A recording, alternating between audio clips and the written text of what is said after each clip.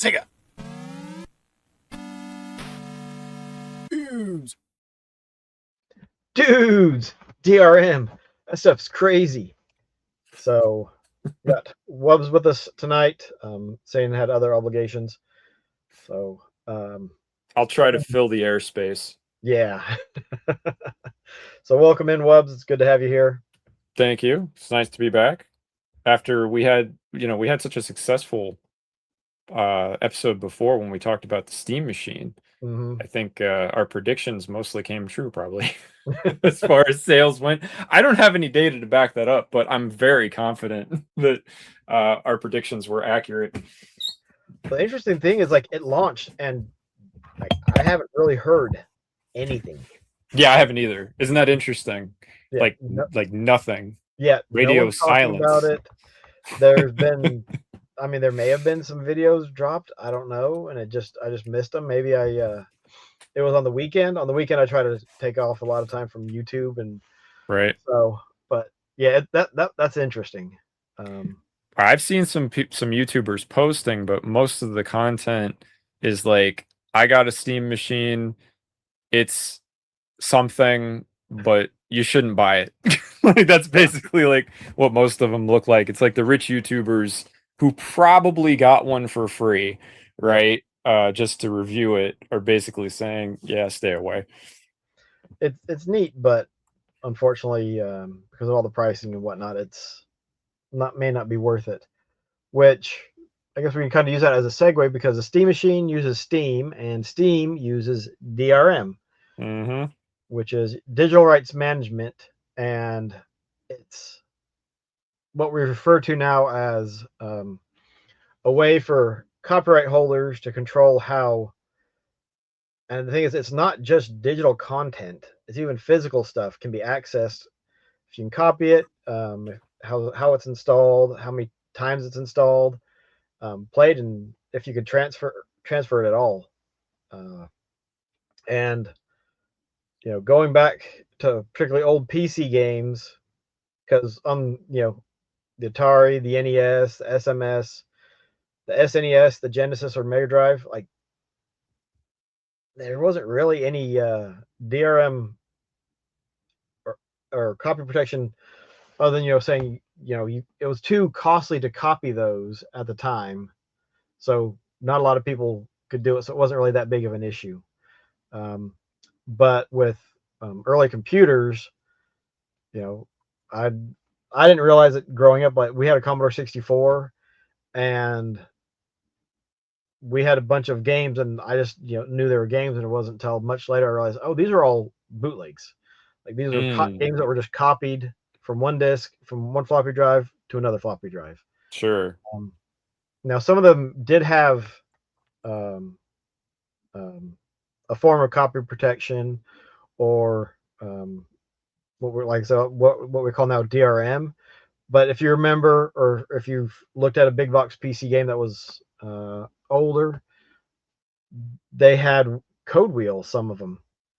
And so you'd have to line up 2 or 3 wheels with specific phrases or symbols or whatever, and then you'd read the little code in the wheel, or the code off the wheel that's in that window that matches up with those 3 things, and you type that in, and then you can continue playing.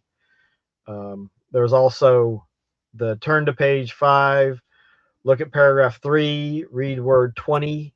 So you'd go through and you turn to page 5, count down the paragraphs, and okay, count down the words. Yeah. And so, like, they didn't limit you from copying with those, but it was like, okay, you may not be able to make much progress in that game, because as soon as you hit that, you kind of hit a stopping point. Yeah. And now we've got stuff. A lot of times when you buy a game, it has to be activated online. What was it, 6-9 months ago, when people were irritated because of the way Sony was doing it before they announced the physical stuff, that like you'd install your game, and even if it was a physical or digital disc, like you had it, and you had a temporary license for 30 days, if I recall. And then at 30 days, it would basically call back home, and okay, now you have basically a semi-permanent license. And I guess they did that because they were having issues with people buying games and trying to return them or something. Is that right? Yeah, it was something like there was a way you could buy the game, you could return the game, but you'd still have the game. Okay. So there was something wonky on their end, and so that was the way of solving that was they just swapped it over to this.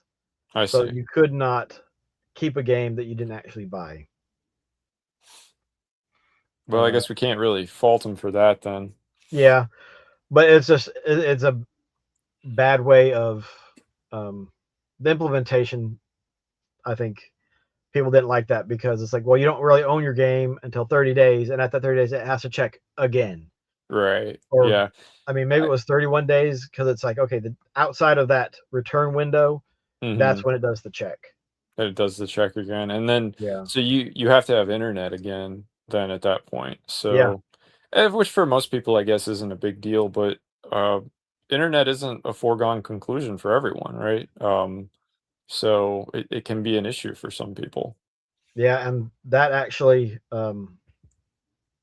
brings up a point. But there's some games, whether you have a disc or it's digital, have a constant check-in. Like Mm-hmm. they are always verifying that you have the license. I see. And it may not be always, but every they check every 5 minutes or something. Anytime you try to do Mm-hmm. something or a particular thing, I think I saw something like with Diablo 3. If you tried to, and this was even with single player, not just playing online. I think it was like every time you went to a merchant, it checked. And so there was things that you couldn't do in a single player game because it wanted to call back home. I see. Yeah, I remember when I got Game Pass initially, many years ago. It's probably a decade ago. It's hard to believe it's been around that long, but It's I been a got while, yeah. Game Pass pretty early, and because I was traveling a lot at the time, and I just liked the convenience of it Yep. to not have to carry around a bunch of physical games and stuff. And um, anyway, I remember just loading a bunch of games onto my hard drive at a friend's house because they had, I was staying somewhere, they had fast internet. So I just filled up this big hard drive with games.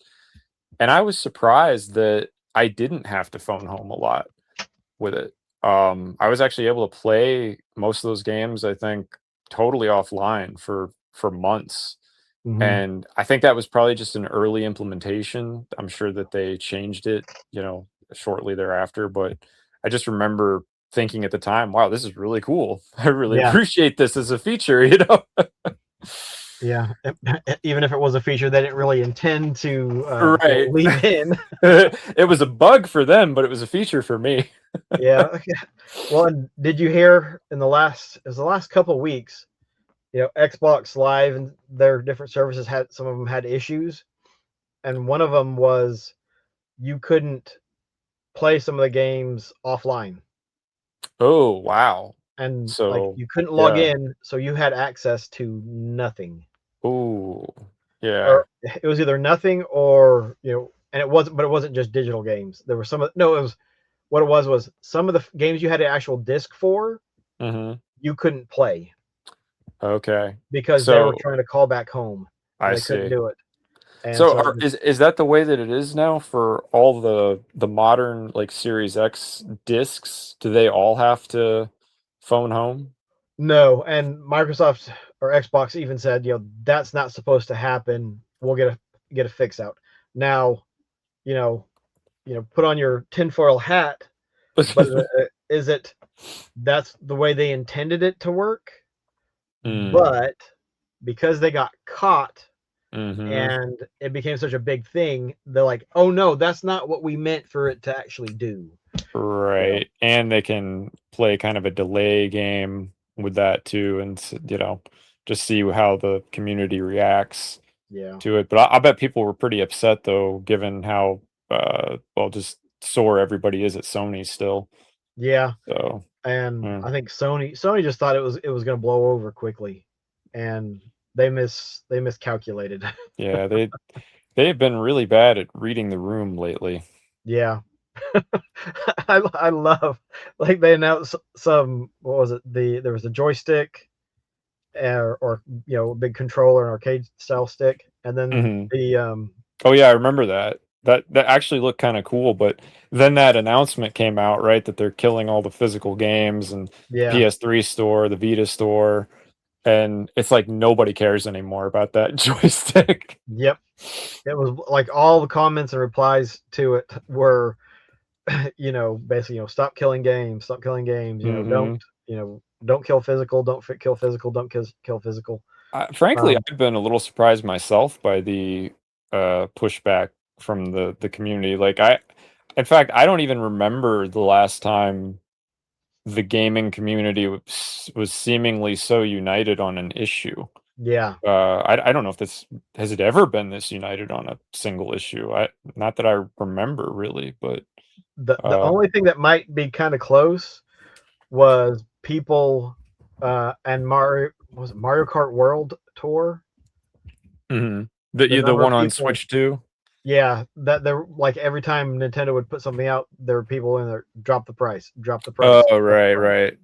That's true. Um, Yeah, people were very angry about the price for the Switch 2 and the games and stuff, I remember around launch time, but that is something that seemingly totally blew over, right? It was like yep, everybody talked about it, but then they had, like, all the record sales anyway or whatever, right? Or they sold really well, I think. and actually, I'm not sure if they did drop the price of the individual game, because they, I mean, it was a packing game for, what was it, the $500 bundle, I think. So the game was Yeah, it only was $50. the $500 bundle got you the Mario Kart game, but I'm pretty sure it was digital only. I could be wrong about that, but I'm pretty sure it was digital. You might be right. Nope, it's Which, you still know, I 80. mean, for a lot of people, it's like they don't care anyway, right? It's like, all right, $50 for a digital game, no big Yep, deal. yep, And it was a new game, so to be fair, that's kind of cool. yeah. So it's still 80 on their, digitally on their website. It's $80. So Yeah. that I, that you know, I mean, enough it's a people bought it. Nintendo game, They're right? not That worried thing's about it. going to be 80 for the next decade. So, yeah. Yeah, Uh, but the thing is, if the games were awesome, people wouldn't care.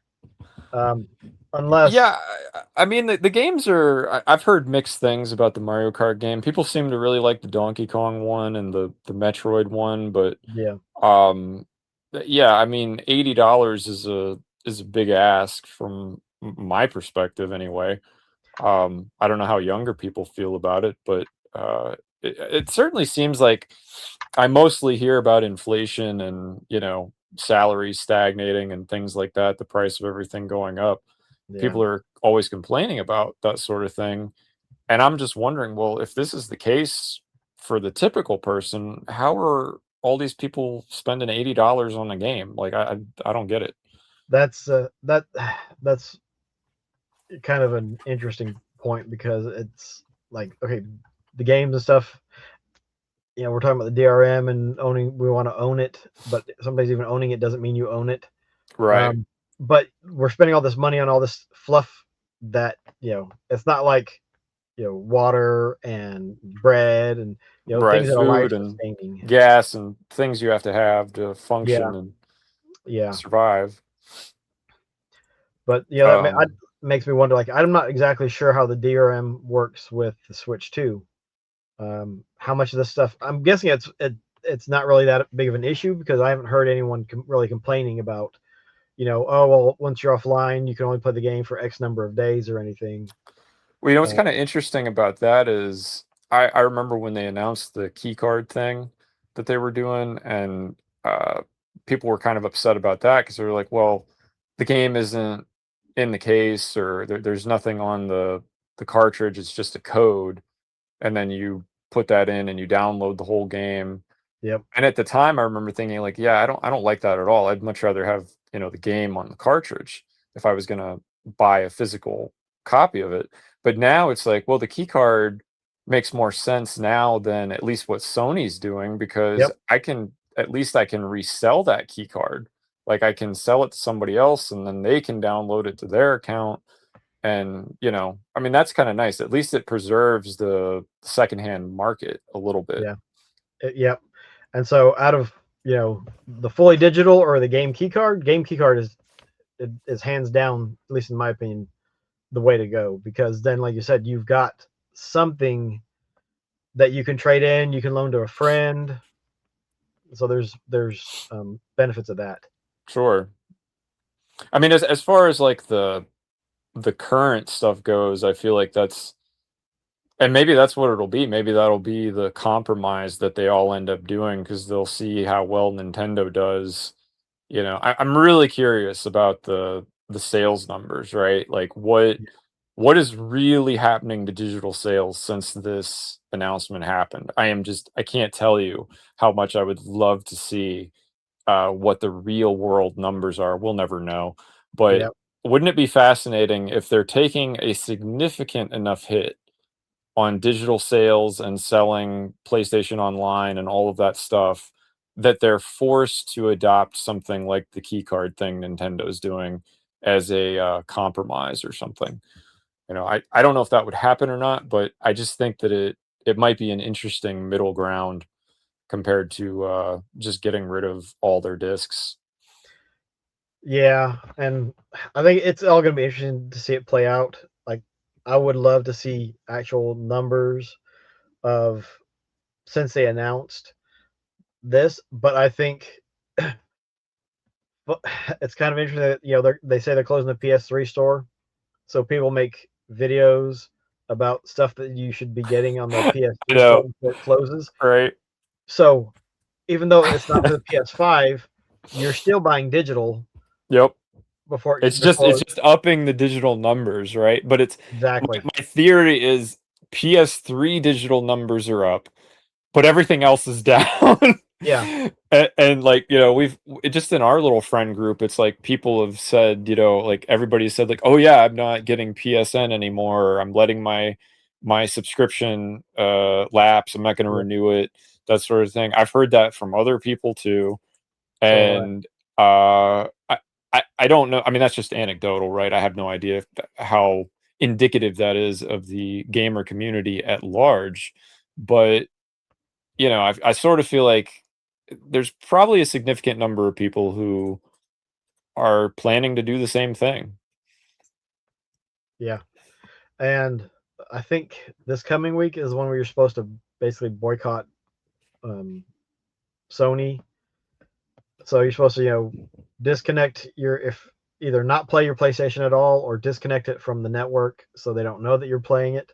Hmm. Um, I didn't hear not about this. buy This is anything. like a larger organized boycott. Yeah. And it'll be interesting to see what if any effect it has but the funny thing is, like, I think if anything it'll be something like, okay, here's the standard numbers, okay, here's the boycott, doop, doop, and then it'll jump Right, back and up then it again. just goes right back up. Yeah. And if that's what happens, Yeah, it won't do anything, of yeah, course, so to just be like, change their mind. ah, But like, all look, right, we need to, the next time there's one of these boycotts, we need to plan that for a service break, yep. take down Or do PSN for, something longer than a week, right? I mean, a week is nothing, yeah, a week. especially to a multi-billion-dollar corporation. Yeah. And So it's going to take more than that. But I will say I've been doing my part. My PS5 has been offline for 2 years now. So everyone else, get in line. We can do this if we stick together. You got some catching up to do, but we can do it. yeah, I joked to a buddy that I was way ahead of the game because I haven't bought a PlayStation anything and don't Right? collect PlayStation anything. So I was like, I was the trendsetter. That's true. Yeah, yeah. I'm catching up with you. Is more like it. Yeah. Um, and it'll be interesting to see how this all goes, and then what the next generation of consoles is, and how they're going to handle DRM. I'm really. This is probably the wrong attitude to have, but I really don't care that much about DRM in the next generation because I think that unless something really amazing happens or there's a big shift economically, I'm not going to be participating in the next generation anyway. So it's Yep. like if there's DRM, it's probably really not going to affect me much Yeah. personally.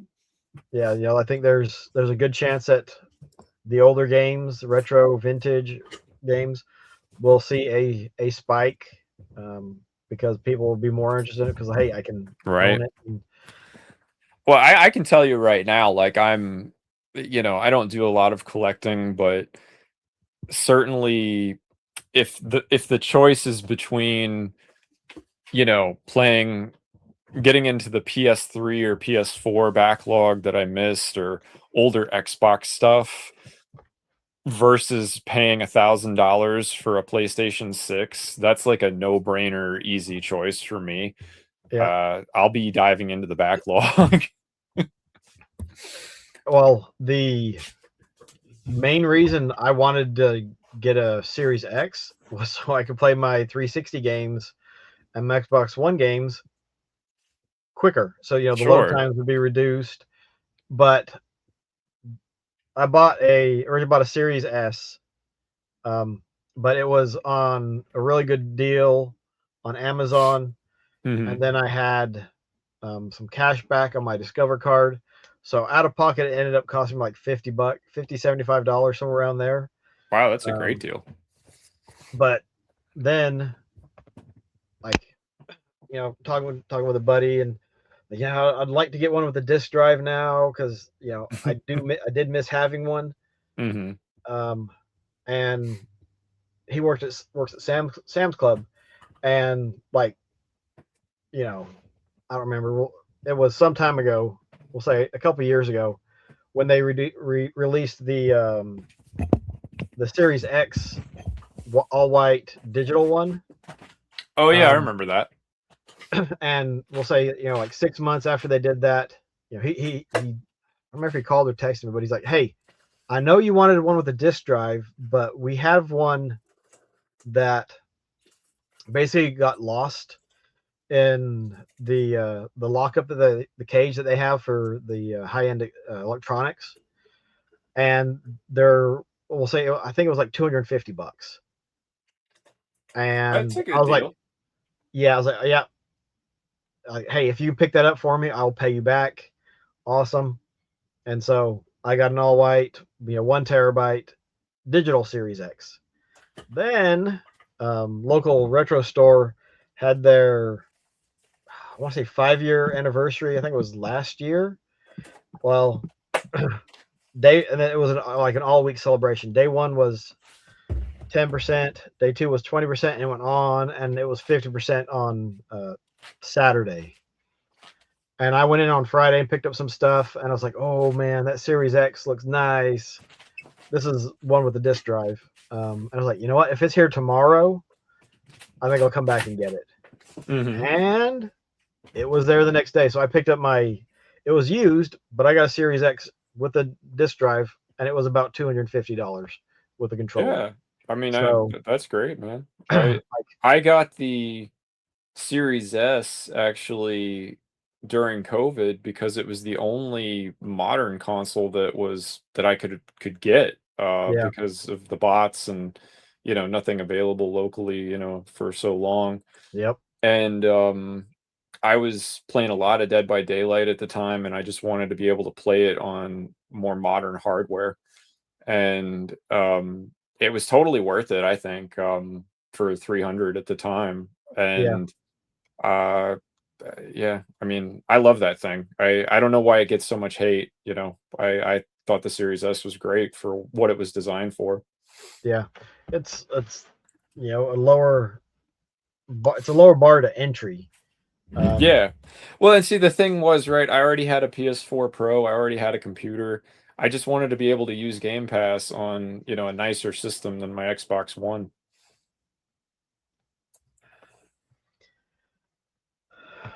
I I can get it, but everyone has their own little quirks and whatever, and so if something's outside of that, they doesn't matter what you tell them, they don't like it.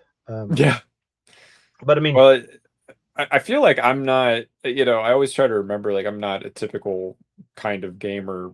I mean, anyone who's, I feel like anyone who has history in this particular field of interest, it's like we're all very different, right? Like we're Yep. all very different interests and stuff, and not just in genres and different developers, but also in hardware, right? It's like I don't usually meet someone who has a very similar history to me in terms of like hardware, right? Hmm. It's like everybody has their own sort of journey and story. Yep. Yep. Yep. That's why I don't know. Sometime in the past, made a video, and I was like, "This is my console journey." And so I Yeah, I just remember that. It listed was a good video. just I liked it. down the line of when I got it, how, and I think I tried to do like how I got it. I don't remember if I talked about how much it cost, but like it's a journey. Like you said, everyone's is different. And the interesting thing is, and I think because our journeys began so, I was about to say so long ago. That sounds really bad, but Well, a long time ago in a you know, galaxy yeah, far, a far lab far, away. but we've The had all these generations 1980s. that we have Yeah, been through and played and survived. right. Like our outlook on the DRM and physical is different than a lot of people who didn't grow up with all that. This is I why work with a guy. I never expect young people to really get what we're talking about, because it's like Yeah. the world they grew up in, everything was digital, everything was just, Yep. subscriptions, and the idea of going to a Blockbuster to rent a game is like the most foreign concept to anyone born in this millennium, Yeah. right? I miss it. And I didn't rent a bunch from Blockbuster, but I love going in and looking at their used games once Oh yeah, me they too. were, out of basically out of rotation because they Sure. weren't getting rented much anymore. But I talked with like a guy I work with, and I'd say mid to late 20s, and I was like, "Well, what do you think about Sony?" Because I know he's a gamer. Like, what do you think about Sony not doing physical? And he's like, "I don't care. It doesn't have anything, like, it doesn't bother me at Right. all." And I was like, and I kind of like was like, I don't know how to even take that. Like, that's such a Right. foreign concept and idea. Because he's like, I can play the games I've got, um, and something I've come to understand and accept, and it makes sense to me. Like, there's a lot of games that I own that I have no intention on ever going back and playing once I beat. Oh, sure. Yeah. So, like, not every game is worth owning physically, but I Hmm. understand that we need something so that we have it, and it Hmm. can't be taken away at a whim, which is, part of the problem with all this DRM. So I'm gonna go Right. through and just read off these different examples of the copyright or DRM, um, and we've talked about some of these already. So one of them is the online activation. You buy a game, but it must contact the server the first time you run it. Account authentication. The game is tied to your Steam, Xbox, PlayStation, Nintendo, or publisher account, which there's too many of those now. Oh yeah. Always online DRM. The game periodically or continuously checks that you're authorized. So the continuously one, that's taking system resources to make sure that the game you bought, you have the right to play. Hmm. That's kind of annoying. Yeah. Um, Disc checks. Older PC games sometimes required the original CD or DVD to be inserted, which that's not just PC, because even now, like even with my Series X, if I put in a 360 game and install it, I have to put the disk drive. Sorry, I have to put the disc back in the drive so I can play that game, because Hmm. it still checks for that permission that I've got Right. the license to play that. Now, this is one thankfully that did not survive that long. Hardware-based DRM. Systems such as consoles can use cryptic keys to determine whether software is legitimate. So certain software, I don't know if you ever saw like the big, almost like dongles, but you'd plug it into the back of the machine and it allowed you access to play to use the software. What systems was that on? I don't remember that at That all. was mainly PC. I don't know what Okay. consoles um, may have done that. I But mean, I that sounds remember, I really think, bulky, right? Like people would not like that. yeah, for a time, something like AutoCAD, I like some of see. those higher end, um, uh, Expensive software. yeah, not higher end, higher cost software. They Hmm. use those because you plug that. Basically, it's like you plug the key in. Although I guess actually now with two-factor authentication and stuff, we're getting back to having a hardware authentication. It's not DRM, but I guess it is in a way because you need to have that USB drive. You put it in the machine, and then you can access your account. And it's supposed to make it more difficult for someone to hack your accounts that you have Okay. them tied to. And then downloadable content licensing. The game checks whether your account owns specific DLC, which if you fired up a modern game that has any DLC, you load up the game and then it goes, okay, checking DLC, and then it drops Hmm. out. Um, Yeah, you make a good point about the system resources. Certainly for slower internet connections, that's more of an issue, but it is still something that you're paying for yeah, ultimately, right? And also, it's something that, well, like you said, Microsoft had this problem apparently this week where people were having trouble even playing their physical games because they were trying to phone home. And so there's an example allegedly of the system just breaking down yep, and you can't play your games because something went wrong, yep, either on the client or the server side. Whereas if that wasn't part of the process to load your game, it wouldn't be a problem. yep. And I mean, we've seen examples of it, where at least part or a complete game became inaccessible because the publisher or whoever, like, they're like, we're shutting down the servers. That's it. The Yep. game, you might have the game, you might even have a disc that has all of the game on there, but because it can't call home or it can't be authenticated, all you got is a paperweight Wasn't it or that game PS4 The Crew? Is that the one that happened with? I think the servers went down and it wasn't like really old either. The game was only like 5 or 10 years old, I think, when that happened. yeah, Like they just stopped supporting it yep, completely. And you bought that game new, it was sort of like you got screwed. yeah, and like that's gonna happen more and more. I would think so. I would think that particularly for any live service stuff, boy, it's very competitive and Yep, it seems that a lot of these companies go in way too over leveraged on the live service stuff, and if yes. they don't get the sales, No, they it does look not at survive. um, they look at Fortnite, or say the original Overwatch, Yeah. and stuff like that, and like, oh man, these companies are making a bunch of money, but they don't seem to realize like those are the exceptions, Yep. not the rule. The rule is your was it Marathon and Concord and even Right. Overwatch 2. I don't think has come near to the success of the original Overwatch. I don't know what the numbers are for COD and Battlefield now, but I know the general, like there's not a lot of good vibes in the communities based on the what I've read, at least online, about the newer games. A lot of people don't even want to play the franchises anymore.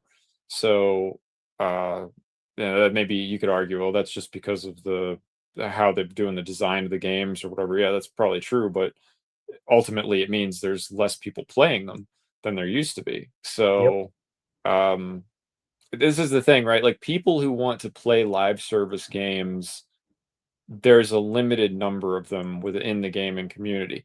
And I feel like this is a thing that a lot of these companies are overestimating as well, is like how many players they think they can get with a live service game when, like you said, Fortnite and Overwatch, and there are certain games, Dead by Daylight has that have very dedicated player bases. More than likely they're not going to stop playing those games to play your live service game. Like it's just not going to happen. Exactly. So like it doesn't, and and that's not even to say that your game is necessarily bad or anything.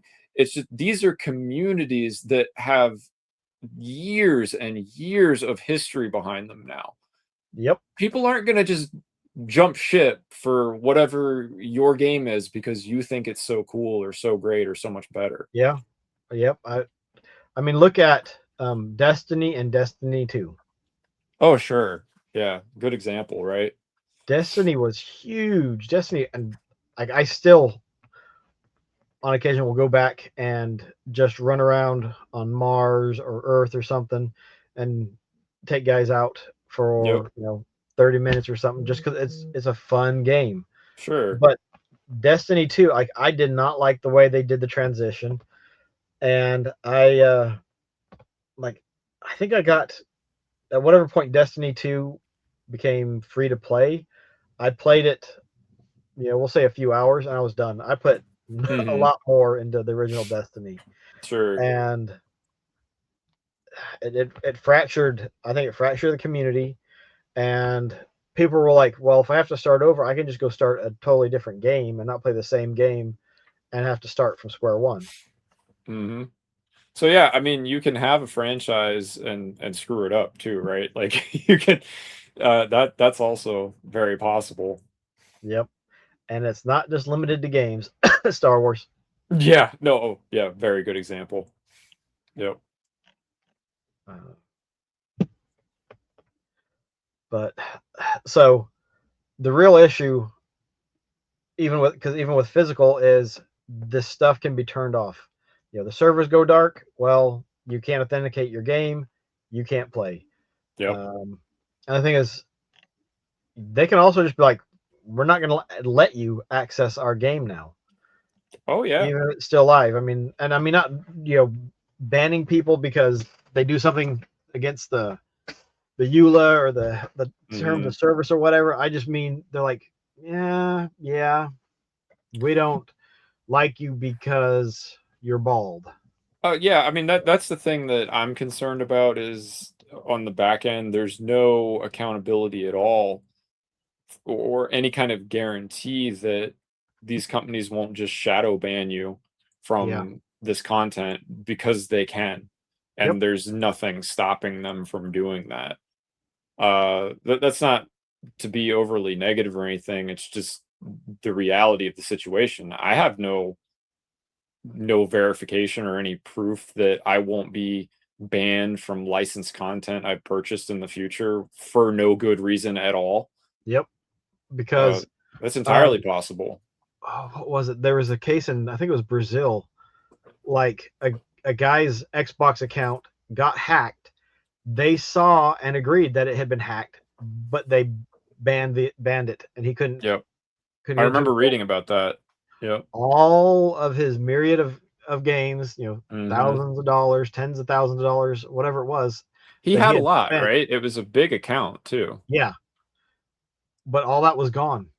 See, that's the sort of thing that blows my mind too, because it's like I could kind of get it if it was somebody who had like 5 or 10 games, something like that, and Microsoft was just like, "Oh, well, screw you. You're just like small time. No one cares Yeah. about this." But when like it's somebody who had spent that much money on the account and the company, and they treat them like that, I have no respect for that at all. I think the dude should have gotten free Xboxes for life after that, frankly. Like I think it's just Yeah. Like, here's reprehensible the way 10,000. they treated him. Wow, crap, they're not even Microsoft points anymore, whatever they call them. Um, but yeah, and the thing is, if they will do that to somebody that has that much invested in it, yeah, Right? they'll do it to They'll do it to any of us. exactly. The thing is, they don't. They look at us like we are. What's the right way of putting it? We are Uh, replaceable. we're But replaceable direct deposits yeah, is what it is. That's it. yeah. And when the response is, "Oh well, you'll just have to buy it all again," it's like, nope. Yeah, how I'll buy about no? I'll How buy none of it, about no? or I'm gonna be getting an eye patch and a peg leg, and arr, Right? I'm gonna be sailing the high seas. Well, Arr. I think it's funny that is probably it's certainly in part responsible for online piracy, right? I mean, it's got to be people that have purchased something that for whatever reason in the future were unable to access it again. And they were just like, no, I'm not going to pay for something I've already paid for because Yep. that's stupid. Like, you know, like- Well, we say that, but how many movies have you bought that were on VHS, and then you bought a DVD, oh, and then true, you true. bought a Blu-ray, and then But you bought a digital copy? those were improvements, right, in That's technology. true. Like I could, I mean, you could make the argument that a lot of that is unnecessary, and I wouldn't disagree with you. But it depends on the jump, right? I mean, if we're going Yep. from VHS to 4K, that's significant. You know, like, That is a bit, yeah, yeah, right?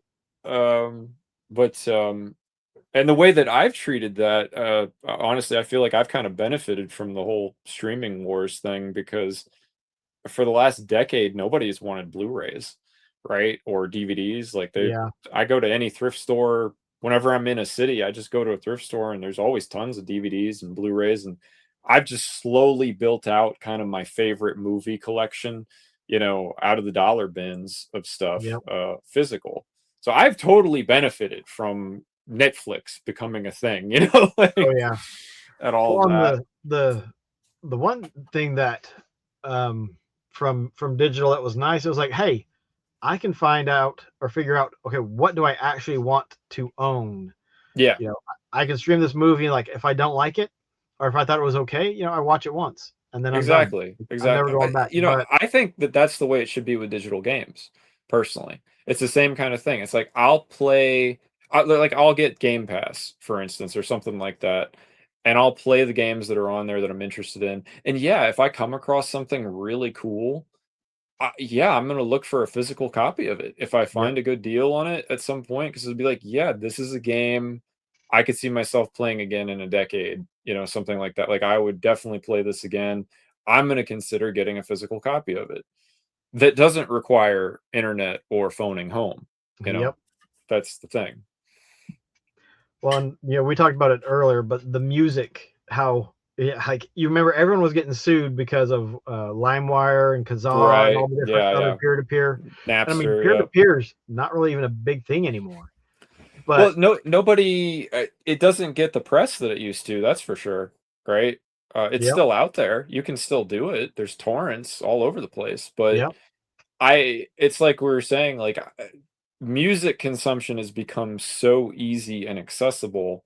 You have to really want something rare or something in a very high quality format that you can't find on Apple, Spotify, YouTube. The big ones. Now I guess Amazon too. yeah, Everybody's got like a massive music library. It's like it doesn't even matter like what ecosystem you're in. You've probably got like a few million songs you could be listening to right now that you paid like $5 for this month, if that. yep. And So yeah, that's the thing is, it's affordable, and you can listen to whatever you want. Well, depending on what they have on their service, but something like Spotify or Pandora, like they there's have so much huge on there. libraries. Like It's there's been, plenty of stuff on there for you to listen to. yeah, you're never gonna like run out of things to listen to on any of these services. Yeah, and Unlike, I would argue, some of the film streaming services are just kind of sad, yeah, or they're constantly shifting licenses so much. It's like they'll have two movies you want to watch in a series, but they won't have three others. yeah, They'll be like this happened to me recently with Mission Impossible. I had Paramount and I was trying to watch the whole Mission Impossible film series in order, and they had all of them except five. The fifth film was with Amazon Prime at the time. Don't ask me why. I have no idea. I just used my parents' Prime account because they have a Prime account, and I just logged in and watched it that way. It wasn't a huge problem, but if I hadn't had that access, that would have really pissed me off, yep, right? Paramount, Mission Impossible, easily Paramount's one of their biggest franchises. Why the hell wouldn't you have all of your films on your dedicated streaming service? I don't care if you want to rent it to Amazon. Fine. Sell them a a partial license, blah blah blah. Don't take it off of your own damn service, right? What are we doing? Yep, I've run into that with TV shows where it's, you can watch the first 5 episodes, and then there's a couple episodes that aren't on that streaming service, but the entire series is on another streaming service or part of it or whatever, and it's like, What are we doing? What are we doing here? Like, exactly? Who sat down in the board meeting and said this is a good idea? Like, like, it's like, do they even like TV? Like, have they ever watched a TV show? Do they understand the concept of a chronological story? Yeah. Like, and usually that's what it is. And sometimes it's, you get part 1, but you don't get part 2 or 3 if it's right. multi-parter. But I think bring this all back to DRM. The problem is the DRM and the licensing. The licensing stuff for all of this stuff is just, it's kind of crazy. It's a minefield, right? With exactly. how complex it is. I've talked to, well, I haven't talked to, I've done research on it in the past, like just digital copyright law, and you can get on Reddit and other places, like with lawyers that'll chime in and they'll say like, oh, it's a mess. Like anything that has to do with copyright law, especially digital copyright law, is like it's like a quagmire. Yeah. The way they describe it, and it's like, I believe it, because I mean that's why things are as screwed up as they are, right? With certainly with film licensing and stuff like that, film and TV. It's like, it is a mess. Mm-hmm. And then if the weird thing is when a film or a TV show, and even games now, if they have licensed music, oh god, it's 10 times worse. And that's part of the problem with some of there was an Outrun game released for the 360, but because it was licensed with I think it was Ferrari, but they only had the license for 5 years. So after 5 years, it gets delisted. You can still download it if you bought it, right? But you can't buy it anymore, and that one was never released. The thing that's funny to me about that particular scenario is, who benefits from that? Yeah. If you can't buy it anymore, no one's making money on that. Like, what? You would think that they would all want at least a piece of it, right? Yeah. Like, I mean, yeah, it's strange, but you got to figure that, either in that instance, either Ferrari wanted too much to renew the license, or they wanted the same amount, and Sega was like, well, the game's been out for a while, it's not selling like it used to, it's not worth it anymore, so no, we'll just pull it. Or like when they re-released Crazy Taxi and you don't have The Offspring and Bad Religion, and I mean, to me that was like, no, that is Crazy Taxi, you can't have Crazy Taxi without those. You don't boot up Crazy Taxi. It'd be getting it, to me. It's like you load up Crazy Taxi and they're not like going, hey, crazy money. It's like, hi guys, it's time to make some money. Right. Yeah, it's like just a watered down, horrible imitation. The fast food restaurants, was it Pizza Hut and KFC or something? Oh yeah. Anything like a while, that. But well, I'm watching a TV show right now from, I guess it was the BBC in the 90s, called Heartbeat. And it's this show set in the 60s and 70s, and like they started out with actual 60s music. Like the early episodes had like legit original recordings from that time, all this pop rock music. And it was really cool because it felt really authentic. And then get to season 2, and it's like half the stuff I hear is like a very sad cover song, like recorded sometime in the decades following that. Yeah. And it just really ruins the viewing experience. Yeah. And I read about it because I was like, God, why did they do this? And of course it was the same thing. Oh, licensing issue. Yeah, these shows they originally premiered with all of this original music by the original artist, but due to licensing, blah, blah, blah, they couldn't record, they can't legally distribute the original recordings. with That's that why music Sonic anymore. 3 is so difficult for Sega to actually release, or with the original soundtrack, because there was some stuff that Michael Jackson helped out with. Oh wow, And so, didn't even know that that. involves, tons of lawyers and stuff, because everybody wants their piece of the pie, and Yep. nobody wants to play nice. And So what happens? It just leads to piracy, yeah, right? In cases like if you that, want and the then they original, don't, and then nobody makes any money. Like yep, it's you know, um, yeah, but and they have to know that, right? I mean, this is the thing. Like these corporations have to know that's what's happening. If anything like that that's just left on the shelf yep, that they don't make available and accessible in a reasonable way to consumers, people are going to find alternatives yep. if it's something they really want. And that's exactly what happened with music. Oh yeah, People sure. thought that it was too expensive for all the albums and stuff, and so Well, you had all your remember back peer-to-peer in the happening. day, man, a CD was like $20. Yeah, and And then back in the 90s, $20 was $20. It actually was meant something. yeah, It's nothing now, and but back then it mattered. yep. But all of a sudden, you have these services come out, and they offer, very affordable subscriptions. Which, subscriptions are, the number of subscriptions is getting to be painful. Oh yeah. But it's so cheap, it's not worth it for people to bootleg it anymore. Well, and so many of the things have it as part of another service, right? I mean, like Amazon's got their own music thing. You get access to so many millions of songs if you're a Prime subscriber. And if you're with YouTube, if you got YouTube Premium, you get their music thing, which is also great because it's like Mhm. everything on the site. Um, and I don't know. I'm sure there's others Yeah, I where mean, it's think, like it's think not about just a music service. it's almost like game storefronts. Everyone's got their own music thing, because Amazon has it, Apple has it. You Yeah. got Pandora and Spotify, and Hmm. um, I don't know. Does One Star have music yet? I don't know. No, They not One might. Star. OnStar. OnStar. OnStar. Probably. Oh, you got Sirius X and XM radio, Sirius FM and XM Sirius radio, XM. and Is that still a thing? Are they still in business? I believe they are. Wow. So, yeah, but see, that's the thing is, you've got all of these different ways to access music.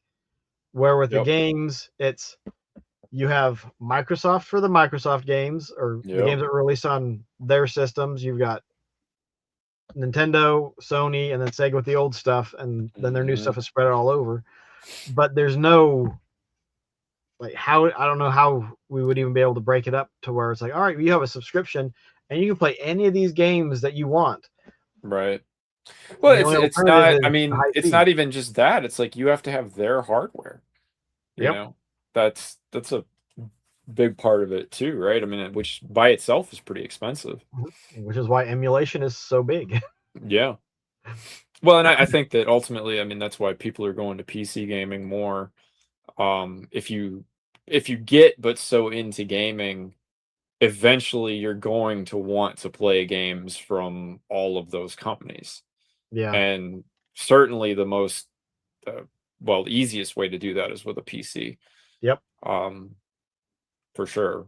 So, I mean, I get it. I get why people are doing it. I get why the Steam Deck was such a big thing, and I get why PC handhelds have just exploded since then. The same reason. It's not just about Steam games. Big part of it's emulation. And it's so easy to do. And it used to be that, consoles were the easy way to play games, and it's just about as easy to play them on PC. And guess what? On the PC, you've got thousands and thousands and thousands of more that you can get. Oh yeah. It's just and totally open ecosystems. So you can do all the modding, you can do all the upscaling if your hardware can handle it. I mean, it's just the Wild West compared to console gaming. You can Yeah. do whatever you want on a PC.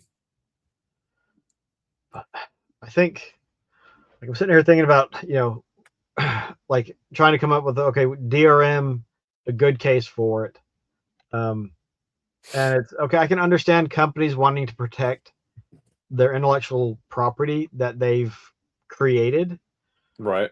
But I think they lose sight of, like, they've spent all this money to make this stuff, and they make it so difficult for people to get a hold of.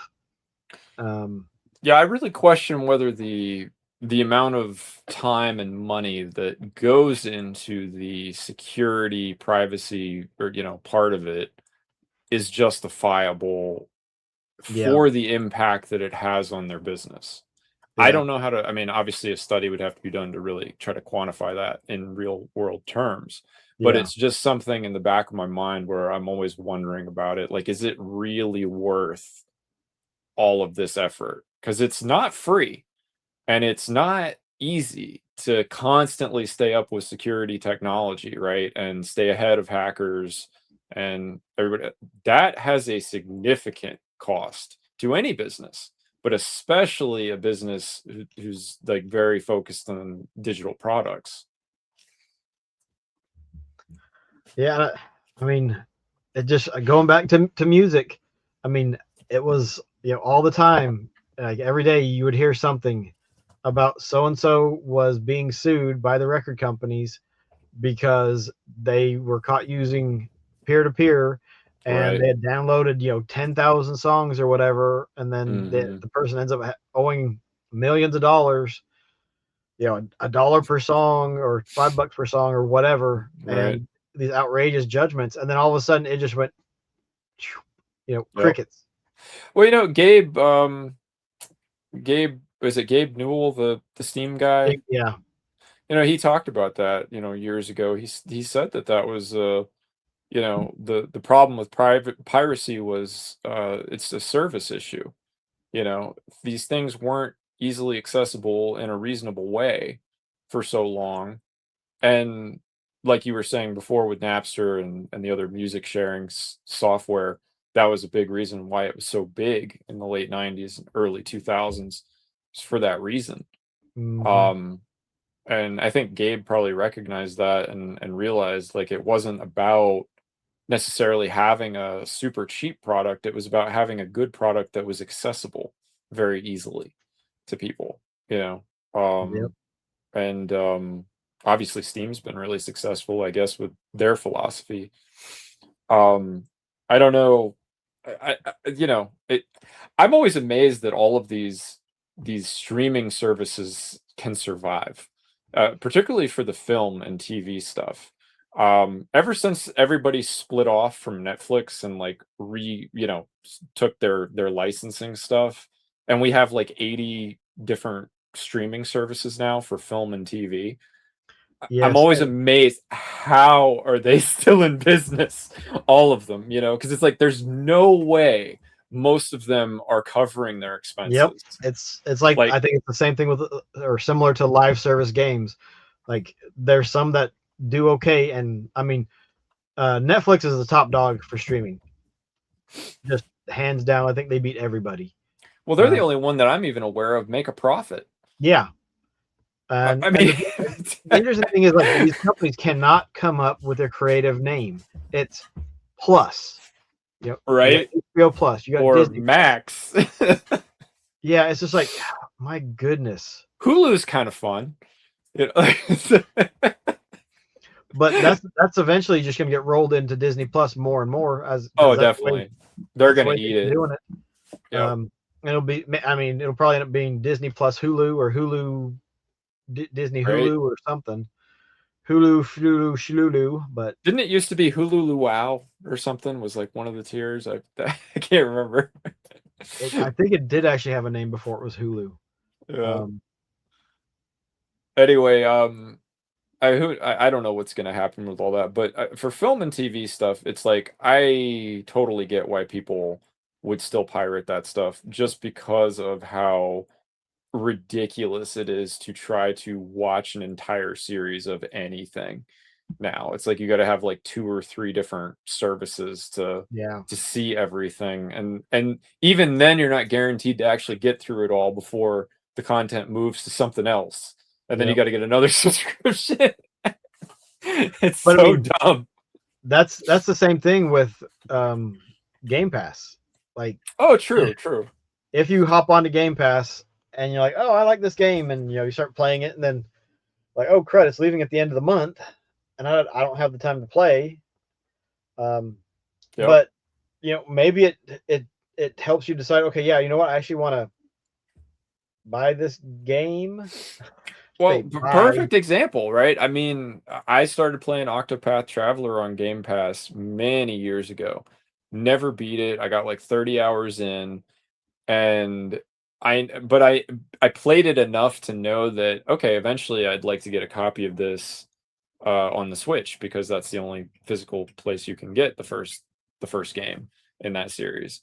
And it's like, to this day, it's like I know I'm gonna buy that on Switch eventually to collect, and eventually just play it and beat it again, because I played it on Game Pass so much. I wouldn't have even played the game if I hadn't had Game Pass. Yep. There's what was it? Is it Dark Cells? The Castlevania, Metroidvania style game. The Dark Souls is like it's the Souls like Demon Souls. It's not Dark Souls, but it like I played that on Game Pass.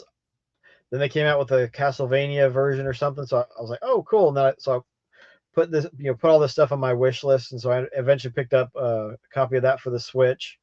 Even are you thinking of Dead Cells? Dead Cells? Dead Cells, yes. Yeah.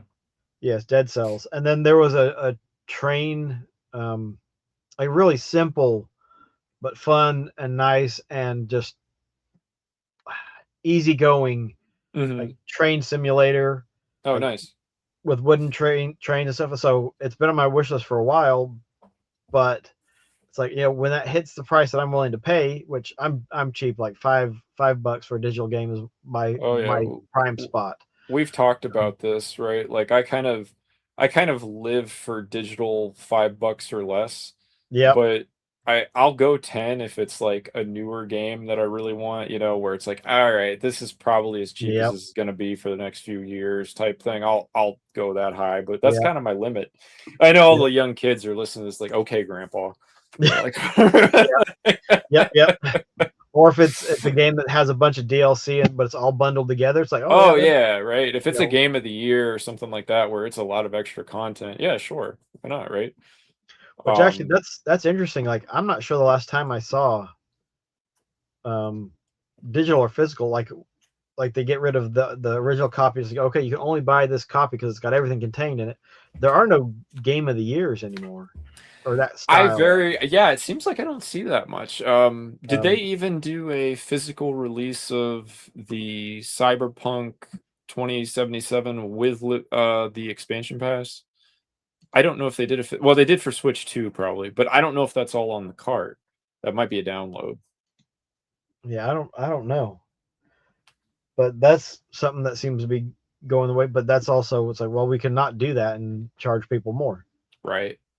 Well, and I knew like back in the PS3 360 days when DLC started to be a big thing, this is going to be a problem in the future for completionists, people who want to get all the content and have access to it. I always thought DLC was kind of a scam from the beginning, because it was like, all right, it's tied to this one platform on this account. If anything happens to my account, I'm not going to be able to play the DLC anymore, which has proven to be true. So yeah, just trying to think but I think because the limitations and I mean, it gets kind of annoying when you have just a game and it's like it constantly has to check for DLC. Like, put a little thing that I can go over and be like, hey, activate the DLC. Okay, now it's there. But before you get it, it's like, all right, let me take 5-10 seconds to jump in and see if you have the DLC. But going back to the DRM, it can prevent piracy. The Dreamcast might have actually benefited from having some better copy protection or DRM, so the discs couldn't have been copied as easy. I never copied any, but apparently that was one of the things that led to its downfall. But the Really, I problem is didn't know the that. way the DRM and the licensing and stuff is handled now. It seems to impose more restrictions on those who actually own.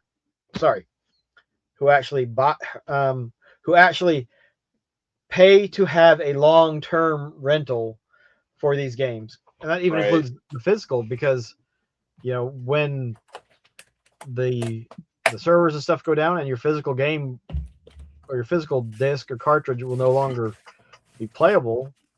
I mean, that's a problem. Yeah, absolutely. I mean, I think that this is a reason too, where just the more that I've thought about it the last few years, I love the idea of my PlayStation 3 living forever.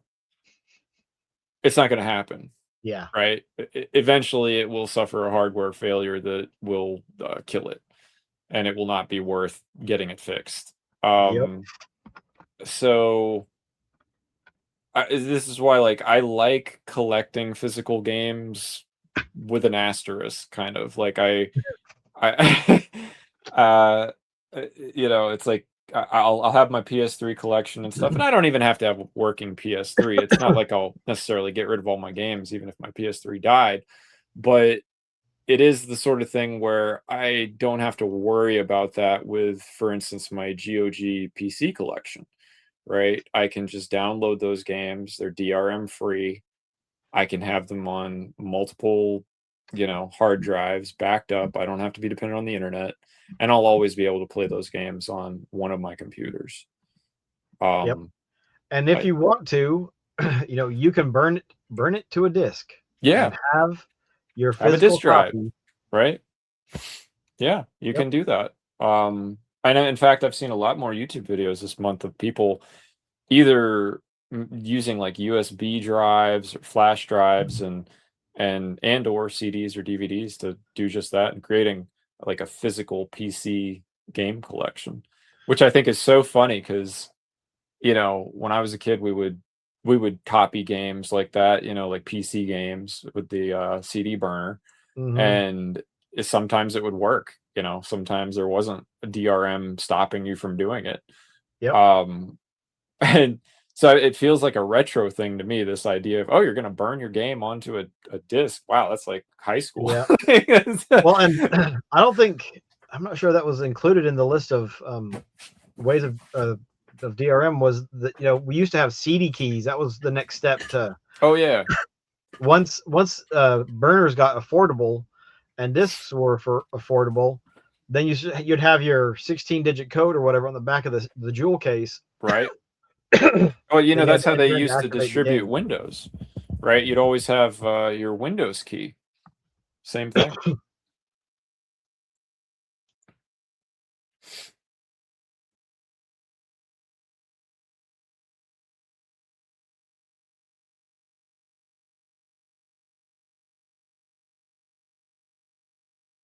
This is where we'll put the Jeopardy music, I guess.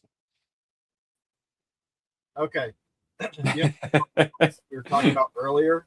I was trying to mute the mic so I could cough, and it Oh turned yeah, off yeah. the I camera. figured that's what happened. No problem. It did it again. All right, let's see.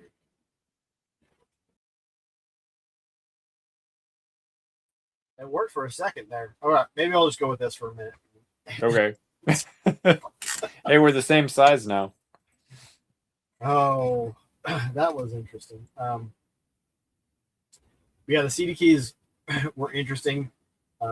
Which, when you had a decent library, you started getting rid of the jewel cases and you put them Yep. in albums. And Right. then when you had to go back and reinstall it, you're like, oh, where did I put the jewel case? Mm-hmm. Created its own problems if you didn't write it down. Yeah. I used to write down my Windows key on, like, if I burned a disk or whatever for Windows, I'd always write my key on the disk, the backup or whatever, just so I wouldn't lose it.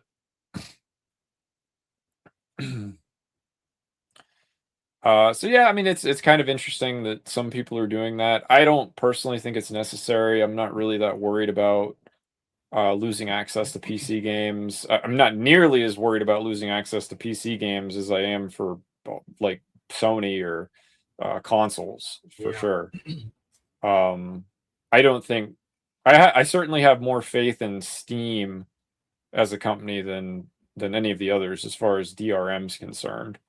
Yeah, and I think most people do as well. But we're going to put an asterisk on that one as well, because what happens when Gabe leaves? Oh, absolutely. I'm not saying that I have a lot of faith. I just have more faith than I do Yeah. in the others. Yeah. But I think the thing, like, to kind of bring it around is like, the problem is because we have no rights basically for the stuff that we supposedly own, Right. that it can be made or rendered useless because of server internet connectivity issues, all of this myriad of things that can happen because the DRM that exists is done in such a way that it is hurtful to the consumers who actually put the money out to get a physical copy or to purchase digital temporary long-term rentals. And it's like something, I mean, maybe somebody will come up with something down the line, or the company will come together and be, oh, hey, let's just do a combined service, and it's, say $30 a month to have all of our libraries, Right. and we just split it up depending on how much time they spend on in a game. I could see something like that working. I honestly I loved Game Pass early on. I thought it was such a cool service, and um whether you're a casual gamer or a hardcore gamer, I actually thought Game Pass was perfect for me because I wasn't a huge Xbox person, but I really liked being able to subscribe to that so I could play, some of Xbox's exclusive games. Yeah. And I was like the perfect target audience for a service like that. And but if it gets too expensive, I won't be able to justify doing that, Yep. you know? And I mean, I think they kind of learned a little bit of that when they upped the prices for everything and changed the names. Right. But like with Game Pass, I think day one releases is crazy. Oh, I do too. I mean, I always thought that was a tall order. Yeah. And the other thing is, well, obviously it didn't work out very well for them. But I will say though, I respect them for trying. I thought it Yeah. was a very lofty goal. I really wish that they had. I wish they hadn't just thrown money at everything the way that they did. I Activision. really wish that they had like really gone into like if they had just gotten Bethesda, for instance, like just get Bethesda and make Elder Scrolls 6 and make Fallout 5. Yeah. Had either of those been a day one Game Pass exclusive, oh my god. Yeah, the subscribers they would have gotten. Yep. If they could figure out a way to get GTA 6 so it was on Game Pass. Oh god, yeah, that would have again another massive one. But instead they threw all this money trying to buy all these different studios. And I feel like they just got massively overextended for what they could reasonably expect these studios to produce. I think it was just poor planning, not understanding how things were going to go, and maybe overpaying. But with Game Pass, at least it's like Netflix or any other streaming service. You don't own the game; it's only going to be around for a limited amount of time. Right. some of the stuff on Game Pass, obviously Halo is not going to go anywhere from Game Pass. But anything that's not first party is going to float around. Yep. Surprise, surprise. But there was plenty on there to play, even if you didn't have the third tier, the second tier stuff. Plenty of good stuff, and you could save money if you could be patient. I thought that Game Pass was, I mean, it still probably is, really. It's like there's so much value there, certainly for casuals, but even if you're like really into gaming and you don't have every ecosystem, it's probably the best thing to get is like even just a Series S with Game Pass if you don't want to spend a lot of money and you don't care about owning a bunch of games. Like if you're not going to get a PC, like that's what I would say, like that's what you should do probably. Like if you just want the most value out of this hobby, Microsoft has it, Yeah, I would agree with that. I mean, the thing is, it's great for players. It's not so great for, at least the way it's been going. Not so great for the companies making games and putting games on Game Pass. Well, and I think part of the problem with that too is just oversaturation. I think it could be really good for them if there was more curation in the service. Like cut the number of games in half, for instance, and pay those studios, like the studios that are actually on there, just give them a bigger cut of everything and keep the price reasonable for the consumer. Like then this could be a service that is around for like forever.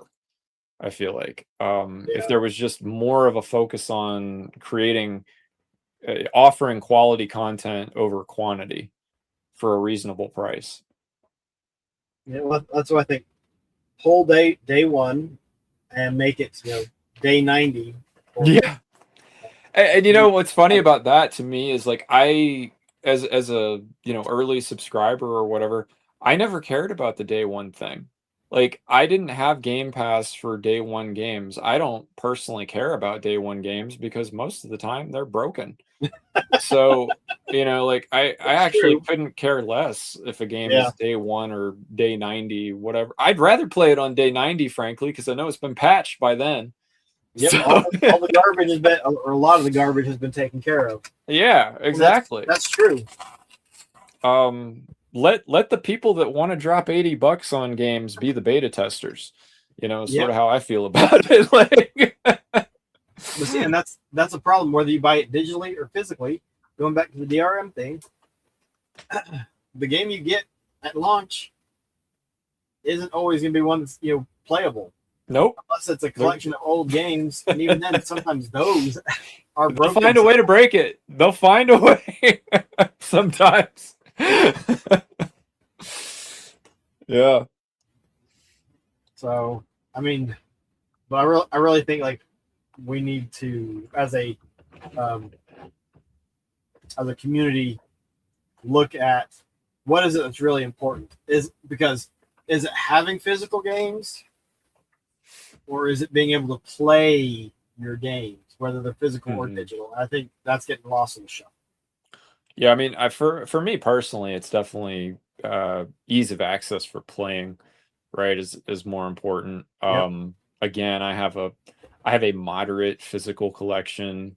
I'm sure there's games in my collection that have content that would require the internet for me to access. I haven't curated it, as well as I probably should. And certainly not as well as I am going forward. But the other thing is like I love GOG and I love Steam. So I've been in a totally digital ecosystem with PC for many years. So I know it can be done well. That's the other thing. Like I know it can actually be done well. So Sony, Nintendo, and Microsoft all know it can be done well too, because they pay attention to that sort of thing. Everything they're doing is a choice, right? They are choosing to do it this way. It is unfortunate because it's not consumer friendly, and that's kind of a problem. The strangest thing to me is with all of this, like it could be solved with streaming is Nintendo. Nintendo piecemeals out their games onto their Switch Online service for the NES and the SNES and all of this stuff. It's like that would be a great value if they dumped all of the Nintendo first-party titles for the NES, the SNES. Right. Eventually, I guess they're gonna have it all for the Virtual Boy, but the GameCube now, the N64. Dump all the first-party titles on there, and I'd be like, you know what?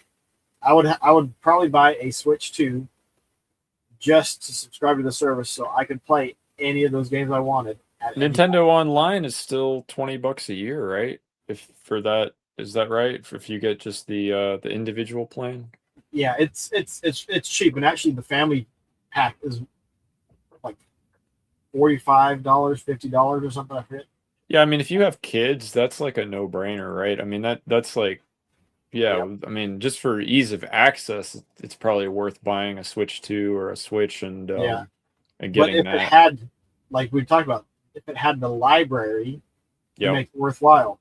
Game Pass, I think Game Pass is great for families too, because you have this selection of games, and one kid might like this one kind, the other kid likes the other one. So you can mix and match to whatever people like. Absolutely.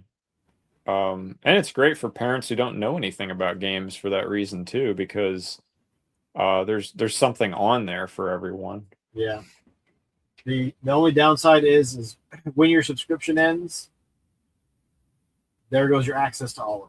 And so it's a perpetual thing. You got to keep paying, keep playing. I don't think it's so bad though, as long as it's a reasonable expense. That's the thing, right? It's like I have no problem right now paying for YouTube Premium because I get a lot of value out of it. You know, like I ads. Yeah, I don't want to watch a bunch of I watch so much YouTube. I use YouTube, you know, I make videos, and I like having access to all the music on there without having to pay for Spotify or, you know, another service. Like I get a ton of value out of it. To me, it's totally worth it because I use it so much. They've got movies. Yeah, there's movies on YouTube, you know, that YouTube curates. So, you know, it's that's the thing, right? And I feel like Game Passes can certainly fill that role as long as they keep the prices reasonable for people. But that I don't know how they couldn't make a lot of money if they do that, you know. I don't think there's anything at all wrong with it as a business plan concept. It's just going to be dependent on execution. Absolutely. That it is. I mean, I had actually thought that the real Microsoft plan was to exit the console market. I thought that was going to be their way out. I thought they were going to just triple down on Game Pass and make Sony and Nintendo sweetheart deals to get on their platforms with the service. Yeah. Get it on literally everything. And then sell it to everybody hardcore. You know, go entirely service-based. We're not making hardware anymore. We do Game Pass, you know, and nothing else. Well, I just feel like that would have been amazing if they had actually pulled that off. The cool thing is they could have actually continued to make hardware because they could be like, you get whatever perks by playing your games on an Xbox console. Oh, sure. Yeah, I mean, they totally... So they could have done it if they wanted to. I only bring that up because I feel like that was a potentially very viable way to get out of the console game if they wanted to. Yeah. You know, that was a nice off-ramp with a lot of money. That as far as I can tell, they've totally driven past it. Of course, you know, part of it is me just fantasizing that, you know, that the stars will align and Sega will come back in the game. Yeah. You know, like I'm living for that, man. But yeah, the thing is, like, we don't know all of the backroom deals and all the other stuff and the licensing issues. Yep. I mean, I'm sure it's all a mess. I'm sure it's all I mean, it took how Not a many lot of years fun. for the courts to decide who actually owned the rights to, oh my gosh, Robotech, Oh yeah. and just craziness, and But we need to fix the way games are licensed. What rights we have as consumers when we license the games. With the games need to be playable in some form or fashion when there aren't servers and they can't be authenticated. There needs to be some kind of company or companies, or maybe a conglomeration of companies, where there is an agreement that they're going to provide the infrastructure for X period of time to guarantee digital access to digital content. Even if the companies that originally offer the digital content renege on that, there needs to be companies that can pick up the slack, right? That can take over contracts, whatever, make it a seamless process behind, like the consumer shouldn't even have to see it, right? I shouldn't have to care where the games I bought from Sony are hosted and what company is responsible for it. It just needs to happen behind the scenes, right? Again, they need to do it like the music industry did. Yeah, totally. Yeah, I think that would not be a bad way to do it. That's just going to be, I guess you'd say it's just more growing pains for the gaming industry. I think it balloons so fast, and there's so many dollar bills, greenbacks, just floating in people's eyes that they look at trying to maximize profit at this moment and not what is good for the future. I think that people don't even that are in positions of power not even understanding the gaming culture. And Sony just proved that this past month. Every public statement I saw was a joke. It was like they were just totally tone deaf to what's going on in the community. Everything I saw just felt like it was just a speech for shareholders. No one who understands the first thing about what gamers actually want. And I see stuff like that, Waz, and it's like, I'm sorry, I just can't sympathize with the corporation at that point. It's like, again, you're making a choice. You guys didn't have to do this. You didn't have to ignore your consumer base. That is a choice, and there will be consequences. To any business that does that. And, especially when it's a major multi-billion-dollar international company, I'm like, how do y'all not know this? This is business 101. Like, it's, are you just trying to get a write-off? Is that what it's about? I mean, there's no way you don't know this.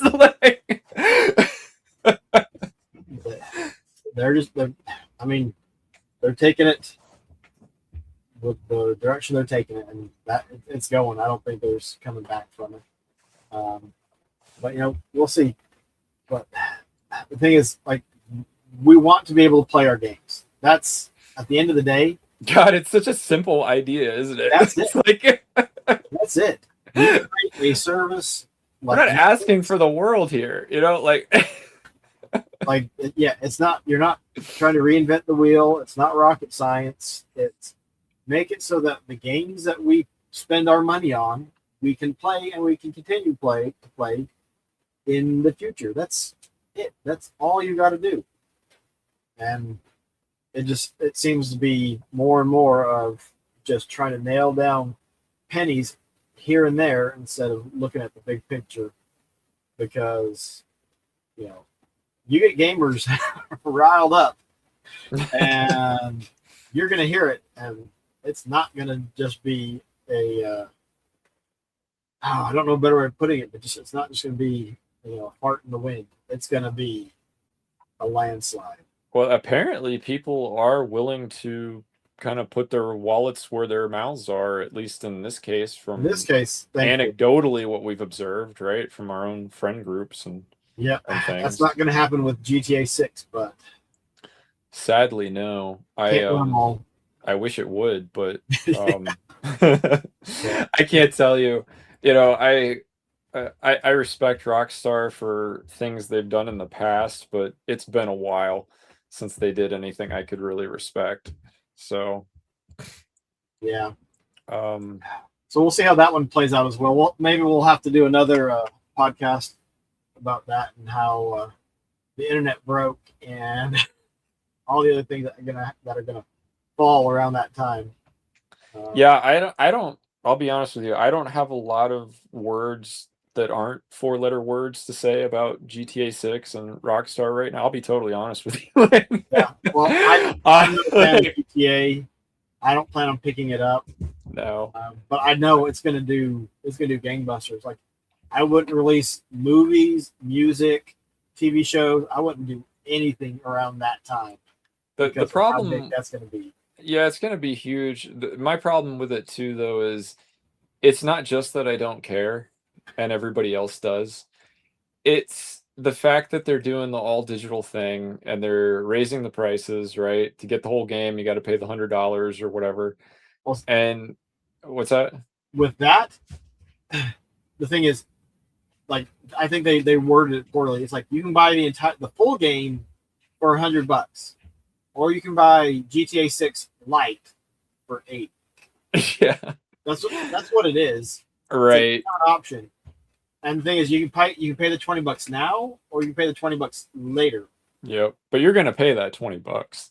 They're gonna get that money one way or another, the hard way or the easy way, and it doesn't really matter. It's strange they just didn't go with this is the copy we've got. We've been working on this game for 1,800 years of man hours. So yep. And I think but again, it's not just that I don't care about the game. It's that even if I did care about the game, let's say it was Red Dead Redemption 3, I'm going to care about that one. I can tell you that. I wouldn't care enough to support it the way that they are promoting it and the way that they're distributing it. I still wouldn't buy it. As much as I am dying to play Red Dead 3, I would boycott it just out of principle. You know, because it'd be like, no, this is not a good direction precedent to set for the industry. Yeah. And I'd be waiting for it to be $5, just like everything else. Yep, plenty of stuff to play and listen to and watch until then. That's right. But I never run out of stuff. This is the thing; it blows my mind, man. These people that are all like day one people, it's like, are you just like, are you unaware of like the history of the universe? Like, there's a million things you could be doing right now. Like, you don't need to do anything the first day. Like, yep, you don't have to be the first person. There is no. But then, you think about the number of times when that phase where people, like, whenever somebody posted something, where it was in a forum or something on YouTube, whatever, and the first comment was just first. yeah. Okay, there's some human nature right there, and I think I always figure it's a bot, right? Every time I see that, I'm like, yeah, it's a bot. It's just like, okay, that's just dumb. It's dumb. Whatever. But right. I guess to kind of just try and wrap it all up into a nice little ball, we need to care about the ability to play our games in the future and not just worry about playing them now. I think with people just like, oh, well, we want physical. Physical is fine and dandy. But if it's attached to bad DRM, that's going to end at some point in time. It's the same thing as having digital content on somebody else's server, and they control it because they control it anyways. As soon as they flip that switch for the server to authenticate it, there it goes. Like, you don't have access to it. You have a very bad paperweight because DVDs and Blu-rays don't weigh very much. Well, we have the unfortunate reality too of just physical degradation over time of discs, of hard drives, of everything. So you need to have. I mean, if you're wanting to be in this hobby long term, ideally you would have some kind of a plan for backups of content that you own, and whether that's redundant hard drives or offsite backup through a cloud service. You know, there's a lot of different things you could do for that. And just something to think about, right? I mean, yeah, you can have a big physical game collection. That's really cool if it's old stuff just from a preservation perspective, but it doesn't necessarily mean that stuff's all going to work in 20 years, you know, or 50 or 100, whatever, you know, if you're trying to pass stuff down to your kids. I don't think there's anything wrong with that if that's what people want to do. I'm just saying that it's like you were saying earlier, the real issue is we want to be able to play our games. And just because you have a physical copy of something doesn't mean it's going to work in the decades to come. It's sad but true. You know, this is the world we live in, but it's also it's a new problem, it's a new concern. So, you know, pay attention to what's happening. You know, and if you feel strongly enough about it, you know, make sure that your opinion is well stated and clearly stated, can be understood, and well articulated, and you know, try to help people understand it.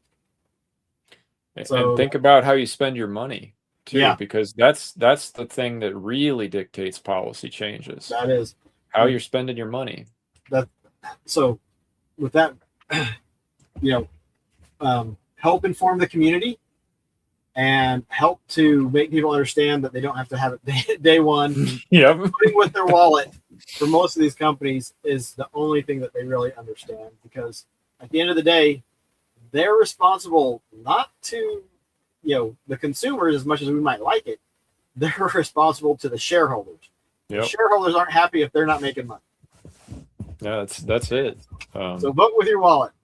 And absolutely. Take care. Thanks, everybody.